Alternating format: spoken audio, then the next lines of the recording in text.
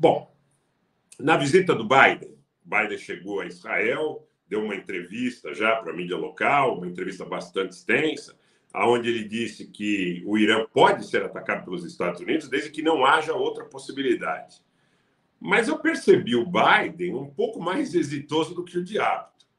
Me parece, e aí, claro, sempre dando aquele espaço para ouvir as opiniões de quem conhece um pouco mais de perto o funcionamento, os meandros das relações diplomáticas, do mundo militar, como é que estão as coisas aí na esfera empresarial, o mundo do lobby. Conversando lá e cá, eu consegui obter a seguinte impressão média, eu diria quase consensual, que passou o tempo dos Estados Unidos e de Israel atacarem o Irã de maneira preventiva.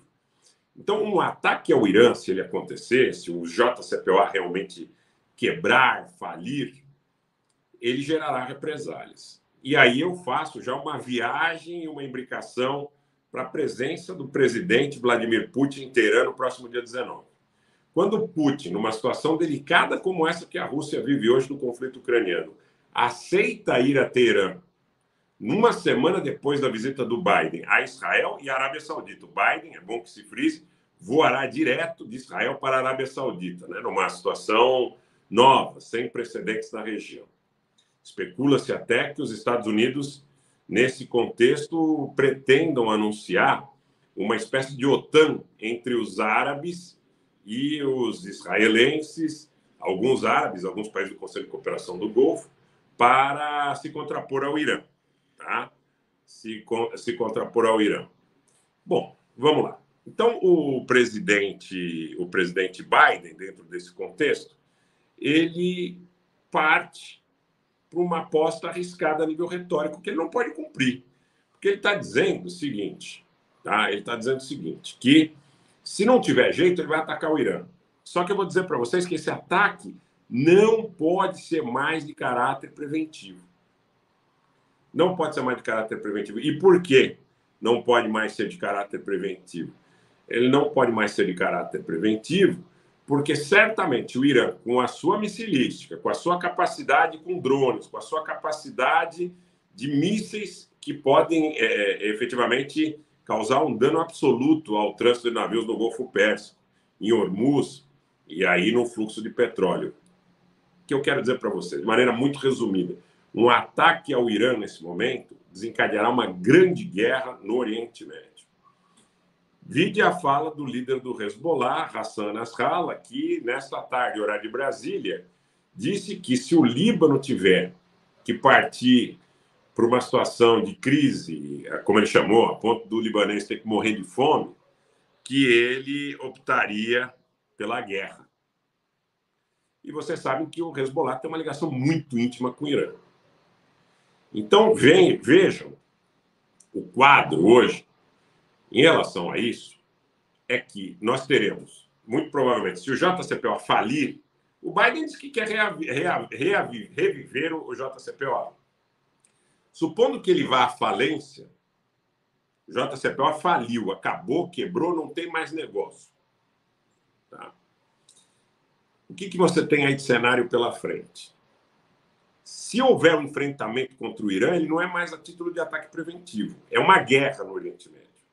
Porque você não vai conseguir atacar o Irã a ponto de decapitar a sua liderança, a sua capacidade de retaliação, a sua capacidade operacional em grau ou em nível. Duvido muito de que um ataque, como foi feito lá contra o reator nuclear iraquiano em Osirak em 81, no caso por Israel, tempos depois, aí já no século XXI, contra um reator na Síria, dizia-se que essa é uma situação mais controversa, mas dizia-se que um reator na região de Deir Zor também seria usado para esses propósitos e foi atacado preventivamente por Israel. Dessa feita com o Irã não vai acontecer isso. O grande ponto simbólico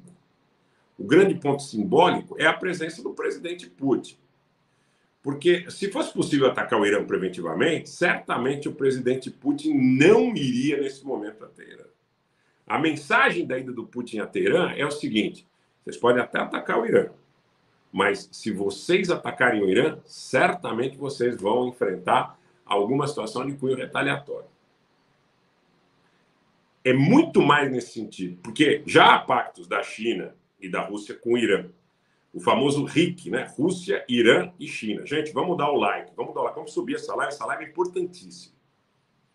Importantíssimo. Nós estamos tratando aqui de uma aliança militar que se contrapõe muito mais à OTAN do que o CSTO. Porque o CSTO, você tem ali 6 países, que são 6 ex-repúblicas soviéticas, e essas 6 ex-repúblicas soviéticas, elas não têm a capacidade militar, a parte a Rússia está capitaneando, que uma aliança entre Rússia, China e Irã pode representar nos mares, na terra e nos ares. Tá? Então, eu vejo dessa forma. Eu vejo que a visita do Putin a Teherã, no mesmo tempo histórico, pelo menos, da presença do Biden em Israel e na Arábia Saudita, é um recado de que já há rival para a OTAN. O rival da OTAN não é o CSTO. O rival da OTAN não é a Rússia isoladamente. O rival da OTAN é o RIC. Rússia, Índia e China. Esses 3 países, que inclusive realizaram manobras navais, muito provavelmente aqui, próximas ao Brasil, na Venezuela, não está muito claro ainda como, quem vai participar, mas existe aí um entendimento nesse sentido, já são claramente um rival para a OTAN, do ponto de vista do seu potencial militar. Em relação ao potencial convencional, com a entrada de China e de Irã, vamos dizer, como um acréscimo ao potencial militar da Rússia, a gente já tem uma certa mudança de figura, porque anteriormente, muito se falava que numa guerra convencional a OTAN estaria muito à frente numericamente das capacidades da Rússia. Agora, se a Rússia chama o Irã e chama a China para que se somem dentro desse contexto, a coisa muda de figura. Você tem uma coisa muito mais próxima, você tem um equilíbrio muito próximo.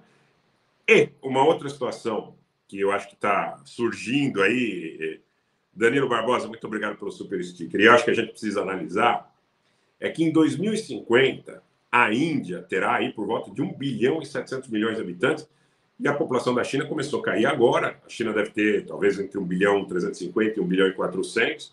Então, certamente, a Índia representará uma capacidade, sob o ponto de vista, já é uma potência nuclear, mas, sob o ponto de vista econômico e sob o ponto de vista militar, uma capacidade que não pode ser descartada. E aí, outro pulo do gato. A Índia, que tem uma política externa relativamente independente, negociando com Rússia, com Estados Unidos, com os blocos econômicos, de uma maneira, teoricamente, visando o seu interesse nessa relação, é parte do BRICS, que pode ser fortalecido, sob o ponto de vista dos laços econômicos, da questão da moeda, da questão da sua capacidade de garantir uma série de processos, utilizando, por que não também, do seu potencial militar, porque tudo isso é um bloco econômico, é um bloco político. Não é definitivamente um bloco militar. Mas para que esse bloco possa operar, sob o ponto de vista das garantias em relação a qualquer tipo de constrangimento, você tem que contar com o potencial militar desses países que integram essa aliança. Tá? Então, eu diria que, além do RIC, do Rússia, Irã e China, talvez nós tenhamos aí, no futuro, um RIC, né, que é um Rússia, Índia, Irã e China. Ah, mas a Índia tem pendências fronteiriças com a China. Eu acho que os Estados Unidos e a Grã-Bretanha sempre usaram muito bem essa questão de tentar, de alguma forma, dividi-los a partir dessas disputas fronteiriças. Eles têm um trecho de fronteira disputado, de vez em quando, ali algum tipo de enfrentamento, tem uma espécie de armistício, onde eles não podem utilizar armas, já houve confrontos com morte a pau e pedra. Tá?